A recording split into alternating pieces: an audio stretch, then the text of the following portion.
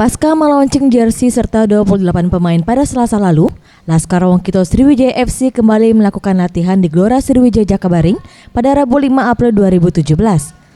Dalam latihan ini tampak seluruh pemain mengikuti arahan dari pelatih baru SFC Osvaldo Lesa. Dalam latihan ini pelatih SFC Osvaldo Lesa tengah mencari komposisi pemain serta mencoba strategi bermain yang cocok dengan skuad SFC.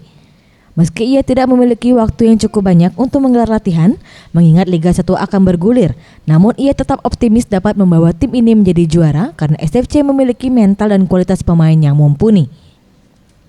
Mulai check test banyak, tapi sudah mulai komposisi juga, mulai taktik juga, ini bersama, jalan bersama. Waktu kurang, tapi cukup, grup punya kualitas tinggi sekali, saya percaya tim Sriwijaya tahun ini bisa naik level dan juara. Salah satu bomber andalan SFC Hilton Moreira mengakui tidak memasang target dalam mencetak gol di Liga 1. Ia dan tim saat ini hanya fokus dalam mencapai target untuk menjadi juara Liga 1. Dan ia optimis di bawah asuhan pelatih baru SFC akan kembali ke masa kejayaan. Sebenarnya target aku selalu tim yang juara.